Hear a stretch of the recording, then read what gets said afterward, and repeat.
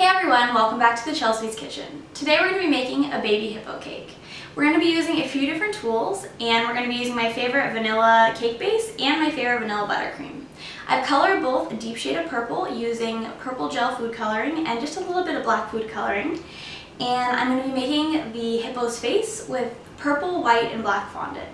So to make my cake layers, I used kind of half of a sphere-shaped baking pan. And I filled that about 3 inches deep and baked it. I've shaved off the caramelization using a serrated knife because I find that when I do bake in the dome-shaped baking pan, it takes a lot longer. It took an hour and 10 minutes to bake this. So I get a lot of caramelization and I like to remove a little bit of that. I've also made 3 very small cake layers, which we're going to be stacking on top of our dome to make it kind of like the hippo is peeking out of water. And these are 4 inches across.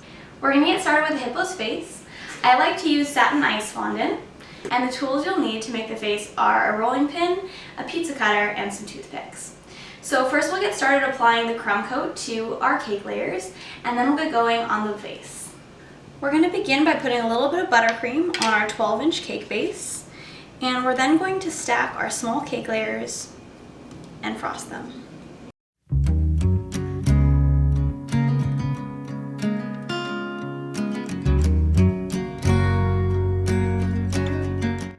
While our crumb coat sets on our small cake layers, we're going to carve out the shape of the cake layer tower so that we can slide this around it.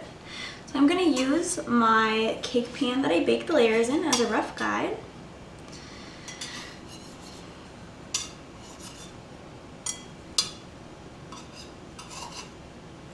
And it doesn't have to be exactly perfect because you can always fill in with extra buttercream if you cut it a little too big.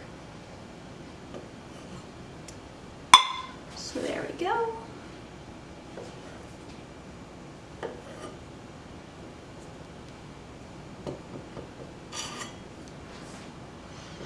And with the cake leftovers, you can eat it with frosting if you want, or you can always make cake pops out of it. It's a fun way to use up leftover cake. Perfect. So we'll remove this out, and then we'll be able to slide our cake tower right in there.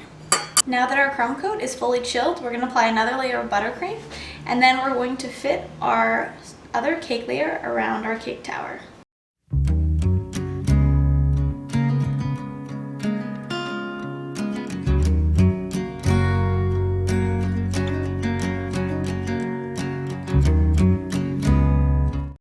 Apply buttercream around the entire hippo's face.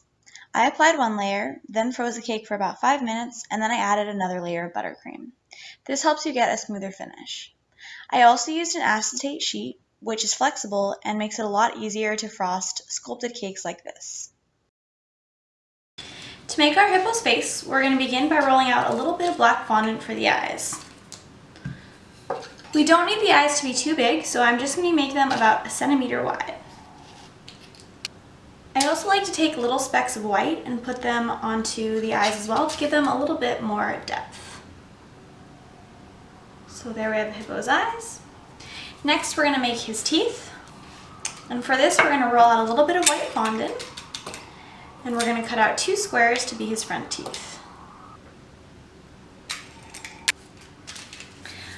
Last but not least, we're going to make his ears and his nostrils. I've taken some white fondant and I've colored it a deep shade of purple to match our buttercream that we're using. Now that our fondant is rolled out, and I've added a little bit of cornstarch to it to make it not stick to my rolling pin, we're going to cut out 2 circles for our ears.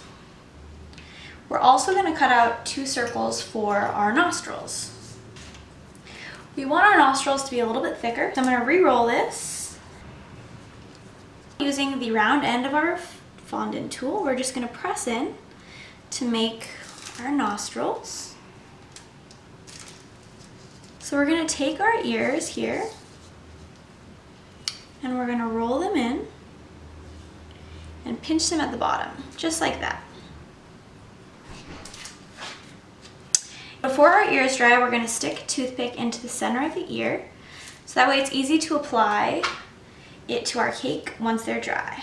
We're going to stick his ears in the back at an angle, just like this.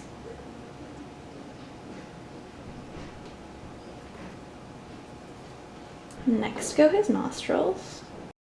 And then come the tusks. The last step is to add some blue buttercream to your cake base to look like water. And just like that, Herbert the Hippo is complete. Thanks so much for joining me today. If you enjoyed this video, be sure to click the like and subscribe button below. To see the recipe for this cake, you can visit Chelsweets.com.